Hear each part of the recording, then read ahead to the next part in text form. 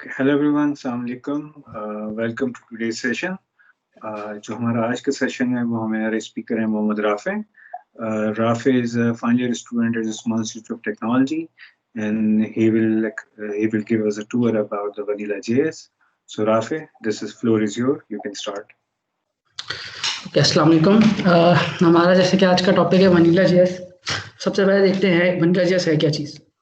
सो vanilla JS basically एक buzzword है जो कि यूज़ किया जाता है प्लेन जावास्क्रिप्ट के लिए कि कोई वेबसाइट कोई वेब एप्लीकेशन बनाई जाए प्लेन जावास्क्रिप्ट को यूज़ करते हुए। इससे पहले ये वर्ड आया कहाँ से, इंट्रोड्यूस कहाँ से हुआ, इसकी वजह ये थी कि आज से कुछ टाइम पहले जब वेब स्टैंडर्ड्स इतने ज़्यादा अपडेटेड नहीं थे तो जावास्क्रिप्ट को वेब एप्लीकेशन में यूज़ करना मुश्किल होता था। बहुत सारी चीज़ें जावास्क्रिप्ट प्रोवाइड ही नहीं करती थी। तो नॉर्मल तौर पे बहुत सारी लाइब्रेरीज और डिफरेंट डिपेंडेंसीज जो होती थी वो यूज़ की जाती थी, जिसमें से एक सबसे मशहूर जेक्यूरी है। तो पीपल क्या कहते हैं, जब वेब स्टैंडर्ड्स अपडेट हुए जैसे जैसे तो जावास्क्रिप्ट ज़्यादा से ज़्यादा स्ट्रांग होती चली गई। तो अब हुआ क्या कि अब वेबसाइट्स को ज़रूरत ही नहीं पड़ती थी जेक्यूरी यूज़ करने के लिए। तो कुछ लोग जो नहीं जानते थे इस चीज़ को और डिपेंडेंसीज यूज़ कर रहे थे तो उनके लिए एक एक टाइप ऑफ जोक था ये कि वनीला जेएस नाम दे दिया गया था उसे, कि अब जो डेवलपमेंट है वो विदाउट लाइब्रेरीज भी हो सकती थी। सो अब देखते हैं कि जेक्यूरी क्या चीज़ थी और जेक्यूरी एस क्यों डेवलप की गई थी और क्या वजह है जो जेक्यूरी रिप्लेस हो रही है अब और वनीला जेएस कंपनीज अपडेट कर रही हैं। तो जेक्यूरी बेसिकली एक लाइब्रेरी थी, एक छोटी सी लाइब्रेरी थी जिसने जावास्क्रिप्ट लिखने में ये प्रोवाइड आपको फीचर्स करती थी कि जावास्क्रिप्ट में बहुत सारे फीचर्स नहीं थे तो वो ही आपको प्रोवाइड करती थी और इसने जावास्क्रिप्ट लिखना आसान बनाया था। क्योंकि अगर यहाँ पे कोई जानता हो जैसे एजेक्स के बारे में, तो एजेक्स जब जावास्क्रिप्ट में लॉन्च हुआ था तो बहुत उसका कोड कॉम्प्लेक्स था। लेकिन अगर कोई जेक्यूरी का एजेक्स यूज़ करना जानता है तो उसको पता होगा कि काफ़ी तौर पे बेहतर है। तो देखते हैं कि जेक्यूरी डेवलप क्यों हुई थी। तो जेक्यूरी डेवलप जो हुई थी उसकी जो मेन प्रॉब्लम थी, जो ट्रेडिशनल जावास्क्रिप्ट प्रोवाइड नहीं करती थी जो फीचर्स, तो वो थे कि डूम ट्री जो होता है हमारा, उसको ट्रेवर्स करना, उसको मैनिपुलेट करना, डिफरेंट ऑपरेशंस हम डूम ट्री पे अप्लाई कर रहे होते हैं वो। इसके अलावा क्रॉस ब्राउजर कंपैटिबिलिटी इश्यूज होते थे बहुत ज़्यादा, तो उसको भी ये टारगेट करते थे। फिर एजेक्स का कोड, जैसे मैं बताया, एजेक्स की रिक्वेस्ट को हैंडल करना मुश्किल होता था। अभी उसका आगे कंपैरिजन भी दिखाएंगे। अच्छा, एनिमेशंस होती थी, अब तो सीएसएस में एनिमेशंस हो जाती हैं लेकिन पहले नहीं होती थी, तो जेक्यूरी के थ्रू वो होती थी। इवेंट हैंडलिंग भी मुश्किल थी पहले और कुछ हद तक तो कुछ जगहों पे थी नहीं, कम थी, तो उसको जेक्यूरी ने हैंडल किया था आते के साथ ही। तो अब अगर हम देखें कि एक नॉर्मल जेक्यूरी की एजेक्स कॉल और जो पुरानी जावास्क्रिप्ट थी, ट्रेडिशनल जावास्क्रिप्ट, उसकी हमारे पास एजेक्स कॉल है। लेफ्ट साइड पे ये लिखा हुआ है एजेक्स नेटिव जेएस और राइट साइड पे एजेक्स जेक्यूरी है। तो इसमें देख सकते हैं कि डिफरेंट यहाँ पे हमें ऑब्जेक्ट बनाना पड़ रहा है, रिक्वेस्ट ओपन करनी पड़ रही है, फिर उसके अगेंस्ट हमें इवेंट अटैच करना पड़ रहा है, फिर डिफरेंट स्टेटस कोड्स से उसको हैंडल करना पड़ रहा है। अच्छा, ये तो एक सिंपल सी है। अब जब आप एक रियल एप्लीकेशन बनाते हैं तो उसकी एजेक्स कॉल, उसकी जो नेटवर्किंग कंपोनेंट है वो कुछ ज़्यादा ही कॉम्प्लेक्स हो सकता है, डिपेंड करता है। तो उसमें ये बहुत ज़्यादा इशू क्रिएट करता था। तो जेक्यूरी जब आई है तो उसने इस सिंटैक्स को उठा के इसमें कन्वर्ट कर दिया। बेसिकली इसी के ऊपर रैपर है लेकिन ये इतना ईजी हो चुका है। तो ये काम जेक्यूरी ने किया था। लेकिन जब वनीला जेएस आई तो वनीला जेएस ने इससे कुछ और आगे की चीज़ करी है। वो ये करी है कि इन्होंने फैच एपीआई इंट्रोड्यूस करी है, और फैच एपीआई जो है वो अब ब्राउजर्स में तकरीबन सारे ब्राउजर्स में, कोई एक आधी होगा इसमें ना हो, ये एज अ नेटिव जो अप्रोच है एपीआई ये इंट्रोड्यूस कर दी गई है। अब जेक्यूरी के एजेक्स को यूज़ करने की ज़रूरत नहीं पड़ती। अभी भी एप्लीकेशंस कर रही हैं लेकिन ये वाला जो फैच एपीआई है ये इससे ज़्यादा बेहतर है। इसकी वजह ये है, सबसे पहले तो फैच एपीआई जो है वो on the top of promise बनी हुई है। जो जावास्क्रिप्ट जानते हैं उनको पता होगा कि प्रोमिसेस क्या चीज़ है, तो प्रोमिसेस के ऊपर बना हुआ है। अब प्रोमिसेस जो होते हैं वो बेसिकली, अगर मैं थोड़ा सा उसको बताऊं तो प्रोमिसेस जो होते हैं वो एसिंक्रोनस कोड एग्जीक्यूट करवाते हैं। मतलब ये कि एक कोड है, हमने वो डाल के छोड़ दिया, अब जब वो एग्जीक्यूशन उसकी ख़त्म हो जाएगी तो हमें एक फीडबैक मिलता है कि ये कोड एग्जीक्यूट हो चुका है। तो अगर ये लाइब्रेरी जो है फैच वो प्रोमिसेस के ऊपर बनी हुई है, और जबकि jQuery Ajax जो हैंडल करती थी एसिंक्रोनस ऑपरेशंस को, वो उसके लिए यूज होते थे कॉलबैक्स। ये जैसे यहाँ पे अगर यहाँ देखें तो ये कॉलबैक फंक्शन एक इसको रेफरेंस पास हो रहा है। अब इससे होता क्या था, ये काम शुरू में तो सही चलता रहा, लेकिन इससे होता क्या था कि कॉल बैक हेल क्रिएट हो जाता है। कॉल बैक हेल की अगर मैं आपको थोड़ा सा दिखाऊं कि क्या होता है कॉल बैक हेल,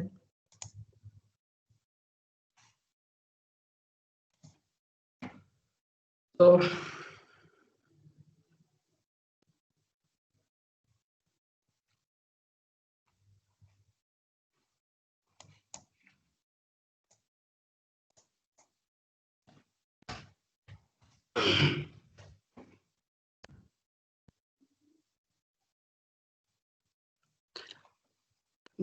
मुझे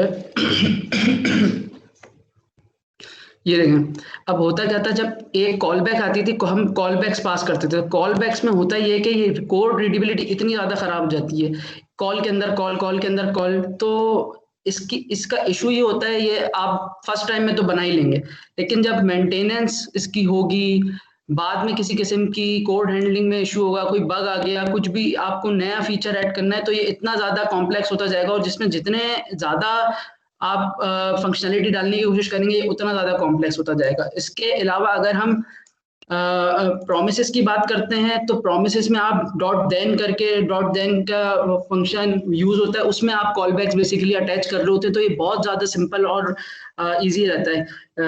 और आगे भी मेंटेनेंस जब होती है तो उसमें भी काफ़ी हेल्प उसमें जो होती है बेहतरी रहती है। अब अगर कुछ नए जो फीचर्स देखें जो हमें हमारी वनीला जेएस प्रोवाइड कर रही है, जो कि पहले jQuery के थ्रू करे जाते थे और अब उससे करे जाते हैं, तो एक सिंपल jQuery में अगर आपको class selector, CSS class selector से अगर आपको कोई भी डोम एलिमेंट सेलेक्ट करना है, तो आप इस सिंटैक्स को यूज करते थे, जो कि अब विदाउट jQuery हो सकता है सिंपल इस सिंटैक्स से। अच्छा, क्यूरी सेलेक्टर आप यूज कर सकते हैं, आपको आईडी से सेलेक्ट करना हो, एलिमेंट से सेलेक्ट करना हो, या फिर क्लास सेलेक्टर से, CSS क्लास सेलेक्टर से कोई एलिमेंट सेलेक्ट करना हो, तो ये इजीली सेलेक्ट होता है। और अगर सारे सेलेक्ट करने, जैसे टेबल्स में हमें ज़रूरत पड़ती है, जब हम टेबल्स के ऑपरेशन करते हैं, जैसे अगर टेबल में आपको कोई डिलीट की फंक्शनैलिटी चाहिए, तो उसमें हर बटन पे हमें अटैच करना होता है, तो वहाँ पे बड़ा सा काम आता है क्यूरी सेलेक्टर। इसके अलावा डोम के लोड होने के लिए हमें वेट करना होता था, तो उसको इससे रिप्लेस कर दिया गया है। तो ये काफ़ी ऑपरेशंस हैं, तकरीबन ऑलमोस्ट 95% तक नेटिव ऑपरेशंस ये बन चुके हैं जावास्क्रिप्ट में, जो कि अब इजीली यूज हो जाते हैं विदाउट jQuery डिपेंडेंसी। और सबसे इसमें अहम चीज़ जो थी वो एजेक्स ही था, फैच एपीआई जो आई है। इसके अलावा जावास्क्रिप्ट वनीला जेएस जो है वो आपको एनिमेशंस भी प्रोवाइड करती है, लेकिन अभी इतनी ज़्यादा एनिमेशन पावरफुल नहीं है, लेकिन है फिर भी।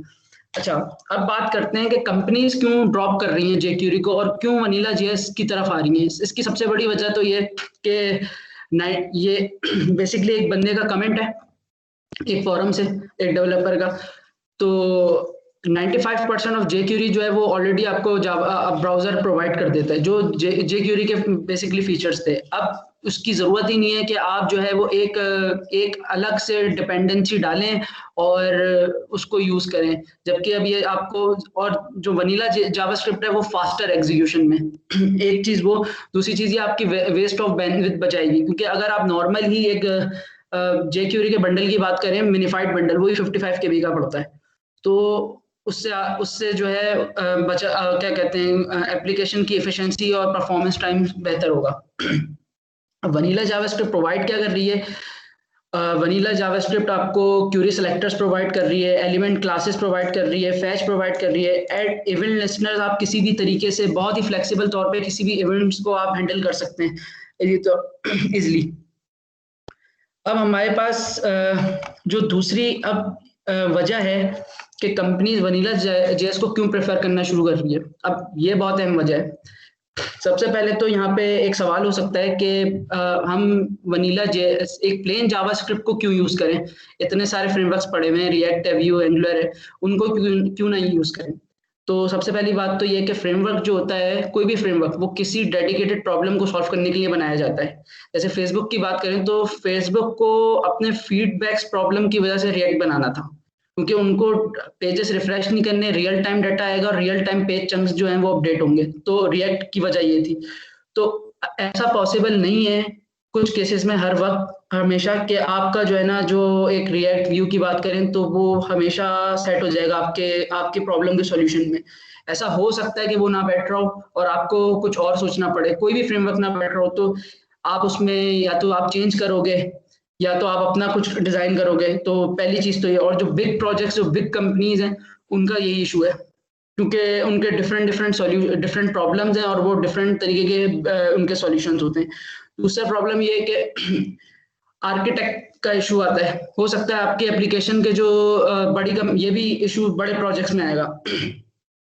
जो एप्लीकेशन का आर्किटेक्चर है वो फ्रेमवर्क के आर्किटेक्चर से मैच ना करे, वो किसी और डिजाइन पे काम कर रहे हो, वो किसी और डिजाइन को फॉलो कर रहा हो। तो ये तीसरा प्रॉब्लम जो आता है हमारे पास वो आता है कि जब एक किसी प्रोजेक्ट के ऊपर मल्टीपल टीम काम करती हैं, तो बहुत मुश्किल हो जाता है इस चीज को मैनेज करना कि एक फ्रेमवर्क पे रहें और उस फ्रेमवर्क की फिर डिपेंडेंसीज, फिर क्या क्या इश्यूज हैं। हो सकता है एक टीम कुछ कंपोनेंट डेवलप करे, वो किसी और उस पे कॉम्पेटिबिलिटी इश्यूज आते हैं उसको कनेक्ट करते में, तो ये यहाँ पे भी एक इशू बहुत ज्यादा क्रिएट होता है।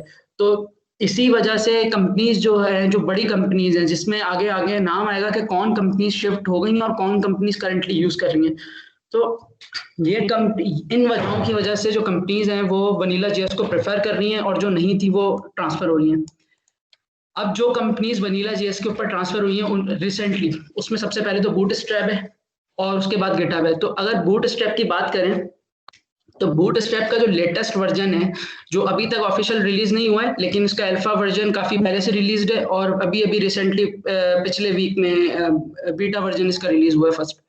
इन्होंने jQuery को कम्प्लीटली रिमूव किया है और इनकी सारी इम्प्लीमेंटेशन वनीला जेएस पे आ चुकी है। लेकिन इनकी अभी भी, अगर आप चाहते हैं तो इन्होंने ऑप्शन दिया हुआ है jQuery यूज करने का, लेकिन ये बाय डिफॉल्ट वनीला पे आ चुके हैं। अब इसका मैं अपना एक अगर पर्सनल एक्सपीरियंस बताऊं, आज से 2 महीने पहले की बात है। एक प्रोजेक्ट शुरू कर रहे थे। जैसे मैं अपना बताऊं तो मैं व्यू पे काम करता हूं। तो व्यू 3 उस वक्त रिलीज हुआ था। अब व्यू 3 रिलीज हुआ था तो पहले मैंने उसको देखा कि क्या है, क्या नए फीचर हैं। तो उन्होंने बड़ा जबरदस्त काम किया था, बहुत ज्यादा कोड पैटर्न्स बड़े जबरदस्त बनाए थे, कोड रियूजेबल कंपोनेंट्स बहुत अच्छे कर दिए थे, ऐसे काफी बेहतर करे थे। उनके जो कंपोजिशन एपीआई वो लेके आए थे।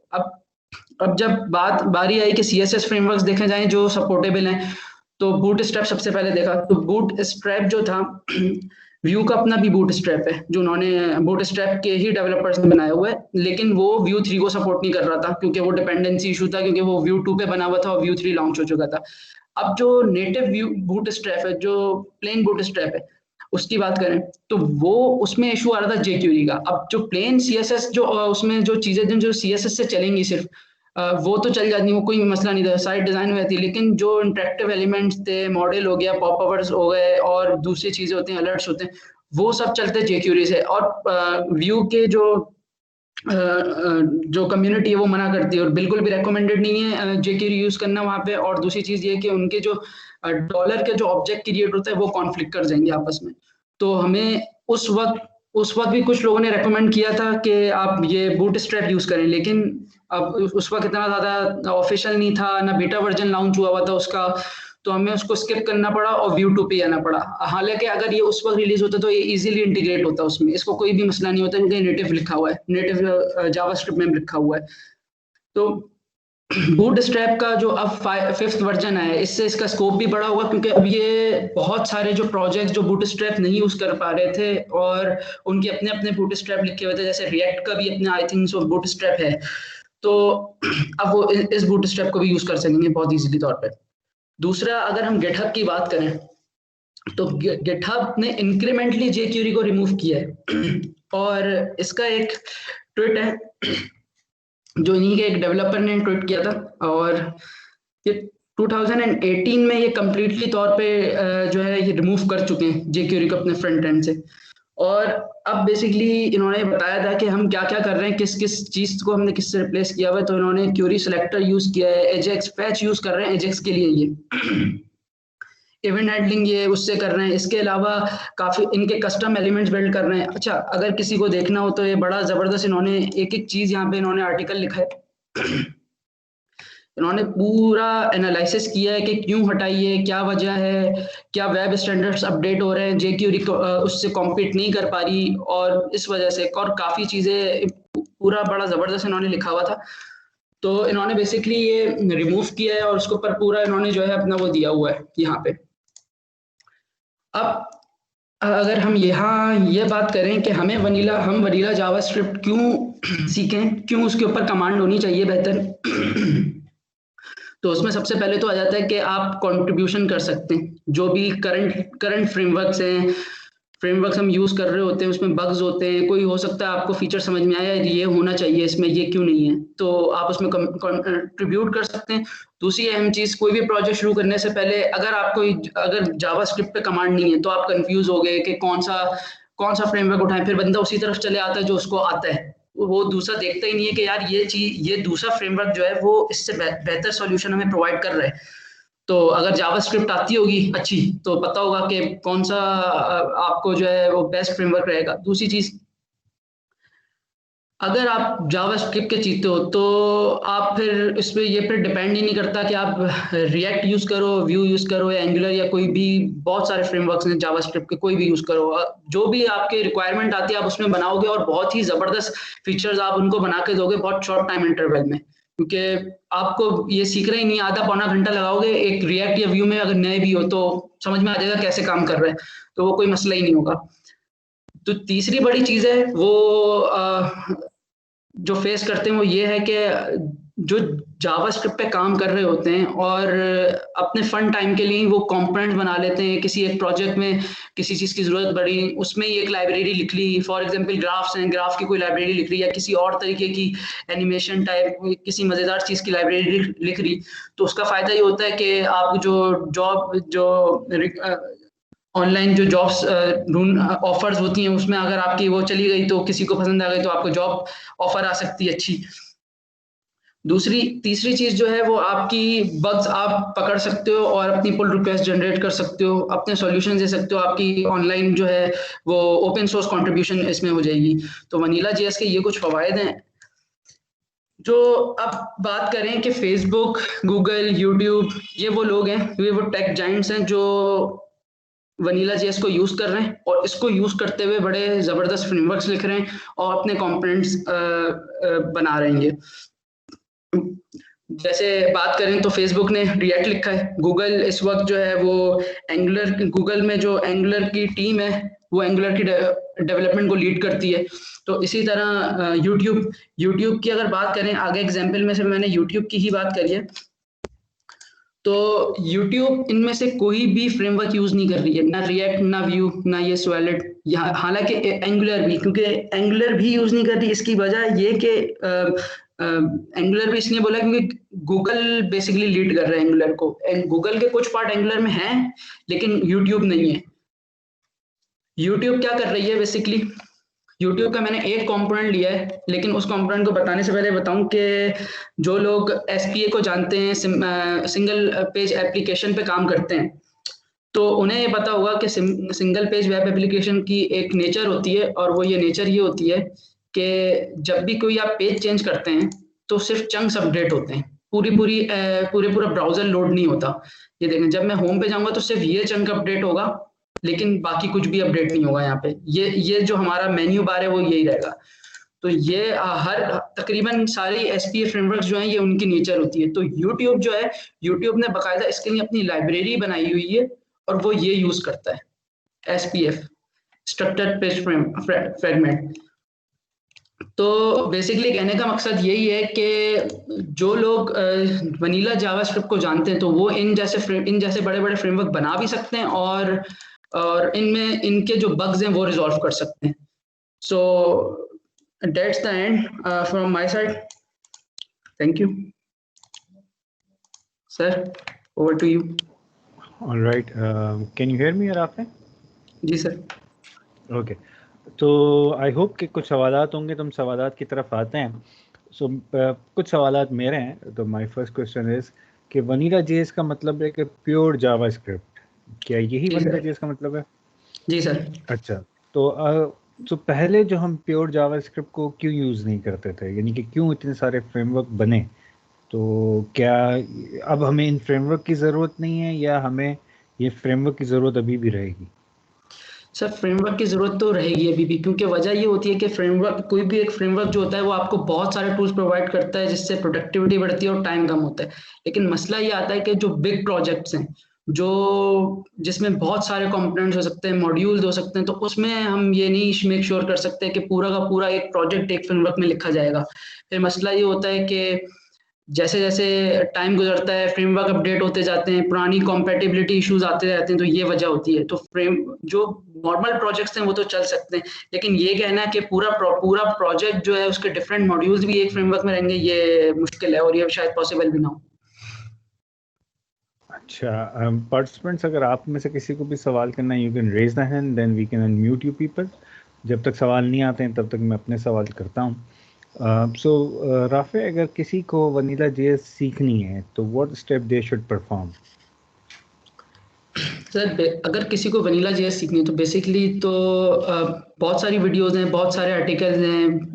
बेस सीखे, जावास्क्रिप्ट की बेसिक सीखे कि जावास्क्रिप्ट किस तरीके से डूम से इंटरेक्शन कैसे होता है, किस तरीके से कौन कौन सी उसकी डिफरेंट एपीआईज हैं, कौन कौन सी नई चीज़ें अवेलेबल हैं, उसके एरेज, उसका डिफरेंट एरेज है, डिफरेंट उसके फंक्शन है, जो अभी नए, जो उसका एसिंक्रोनस जो प्रोवाइड कर रहा है जावास्क्रिप्ट, जो प्रोमिसेस है, प्रोमिसेस के बारे में पढ़े। एसिंक प्रोमिसेस की जो सिंक्रोनस एग्जीक्यूशन होती है एसिंक अवेट के साथ, उसके बारे में पढ़े। ये बहुत ज़रूरी चीज़ है क्योंकि ये बहुत काम आती है इसमें। अच्छा, इसकी कौन सी ऐसी रिसोर्स है जो कि फर्स्ट स्टार्टिंग पॉइंट के लिए होगी कि यहाँ से स्टार्ट करना शुरू करना चाहिए? यहाँ से स्टार्ट करना शुरू करना चाहिए सर। इसके लिए सबसे पहले बेसिक तो, अगर अगर प्रोग्रामिंग इशू नहीं है तो आपको एसिंक कोड पे ज़्यादा ध्यान देना चाहिए। एसिंक्रोनस कोड कैसे लिखना है। और कौन सी वेबसाइट है जो कि बेस्ट है स्टार्ट करने के लिए? सर पर्टिकुलरली तो कोई ऐसी मतलब ऐसी कोई एक वेबसाइट नहीं है, बहुत है। और सबसे ज़्यादा जो अच्छी है वो यूट्यूब पे एक एक घंटे के बड़े ज़बरदस्त क्रैश कोर्सेज पढ़े हुए, वो बंदा देखे, उसमें बहुत चीज़ें कवर होती हैं। सही। अच्छा, और अगर फॉर एग्जांपल अगर अभी कोई ये सीखना चाहे कि वनीला जेएस में कोई छोटा सा हेलो वर्ल्ड करना हो, तो कैन यू शो कि वो कैसे हो सकता है? बिल्कुल। यहीं पे मैं यहीं पे खोल लेता हूँ, ये कंसोल हमारा क्लियर कंसोल। तो वनीला जेएस में बेसिकली अगर कोई चीज कंसोल करनी है तो कंसोल डॉट लॉग वर्ल्ड, ये आ गया हेलो वर्ल्ड। सो ये है वनीला जेएस का हेलो वर्ल्ड कंसोल। ठीक, और अगर हमें फैच चला के देखना हो तो चला के देख सकते हैं? फैच चला के, फैच का मैंने वैसे कोड लिखा हुआ है यहाँ पे, ओपन विद लाइव सर्वर कर लेते हैं। अच्छा, ये कोड ही एक्सप्लेन कर दो जो आपने लिखा हुआ है ना, so people can get an idea क्या हो रहा है क्या नहीं हो रहा। तो जो ये जो है, ये वाला जो कोड लिखा हुआ है प्योर वनीला में लिखा हुआ है, इसमें jQuery बिल्कुल भी इंटीग्रेटेड नहीं है। तो सबसे पहले एक हमारा जो बटन है, ऑन बटन क्लिक पे हम जो है डाटा फैच कर रहे हैं। ये एक Jason place holder dummy data की एपीआई है, आपको मिल जाएगी ऑनलाइन, होस्टेड एपीआई है। तो फैच में हम जो है ये बाय डिफॉल्ट, अगर हम इसको कोई टाइप नहीं देंगे यहाँ पे आगे, यहाँ पे एक ऑब्जेक्ट होगा, ऑप्शंस यहाँ पे जो है जाते हैं। तो बाय डिफॉल्ट ये गेट की रिक्वेस्ट जनरेट करता है। तो यहाँ पे आप जो है अपने एपीआई का यूआरएल डालें। वो एपीआई का यूआरएल जो, क्योंकि ये सिंक्रोनस मोड है तो उसमें फिर आपको वेट नहीं करना। तो फिर आगे आगे जो है प्रोमिसेस कैच होंगे, उसके जो प्रोमिस ऑब्जेक्ट है वो कैच होता है। तो डॉट देन के फंक्शन में इसको रिजॉल्व करेंगे, पार्स करेंगे जावास्क्रिप्ट में, और उसके बाद जो है हमारे अगले में हम इसको जो अपने डोम एलिमेंट है उसके ऊपर अपडेट कर देंगे यहाँ पे। अगर इसकी एग्जीक्यूशन देखें, यहाँ से देखते हैं, ये हेलो वर्ल्ड क्लिक किया, ये रिक्वेस्ट जनरेट हुई है यहाँ पे, और ये डाटा लेके आ गई इतना सारा। तो ये एग्जीक्यूशन है। और अगर हम उसकी बात करें कि यही चीज jQuery के साथ कैसे होती थी, तो इसको भी देख लेते हैं। तो jQuery में ऐसे होती थी कि ये इसका क्लिक इवेंट पे हमने अंदर रखा हुआ है फंक्शन।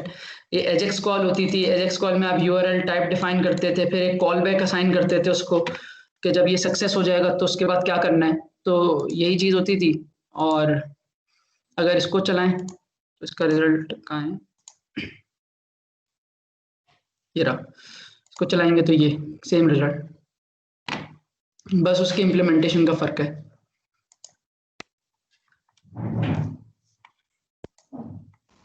ऑलराइट, किसी को कोई सवाल पूछना है?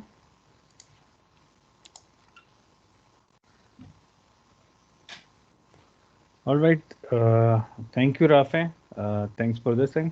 अगर किसी को ये फॉर एग्जांपल कोई चाहे कि जी मुझे वनीला जेज सीखनी है, तो कितने दिनों में उसको, अगर रोज 1 घंटा सीखे तो उसको कितने दिन लगेंगे एक अच्छा हैंड्स ऑन हासिल करने में? सर डिपेंड करता है ये, अगर प्रोग्रामिंग स्किल्स अच्छी हैं तो मेरे ख्याल में 2-3 दिन, और अगर नहीं है प्रोग्रामिंग स्किल्स तो उसको फिर मसला हो सकता है 1 हफ्ता 1.5 हफ्ता, जो कि एवरेज है। और जिसकी प्रोग्रामिंग स्किल्स बहुत ही ख़राब है उसको तो फिर बेसिक प्रोग्रामिंग आनी चाहिए, क्योंकि ऑब्जेक्ट्स हैंडल करना इसी, क्योंकि डायनेमिक टाइप लैंग्वेज है, तो अगर किसी का स्टैटिक पे हाथ है, उसने डायनेमिक से पाइथन या जावास्क्रिप्ट में पहले काम नहीं किया तो थोड़ा सीखना पड़ेगा। तो 1-1.5 मैक्स है, 1 हफ्ता लगेगा, अगर रोज 1 घंटा भी बंदा काम पढ़ रहा है उसको। ठीक है, okay Rafe, thank you so much. Any question from audience? किसी को कोई सवाल? Alright, okay, thank you everyone. So that's the end of this session. Thank you Rafe. आप में से भी कोई लोग जो ऑडियंस में है, कोई चीज़ अगर बताना चाहें कि जी आई नो दिस स्टफ, मुझे फलां लाइब्रेरी आती है, मैं इसको यूज़ करता हूँ, so we can have a session and you can this is a chance, you can give a kind of introduction to every your colleague and every your student. All right, thank you everyone. Allah Hafiz. Allah Hafiz.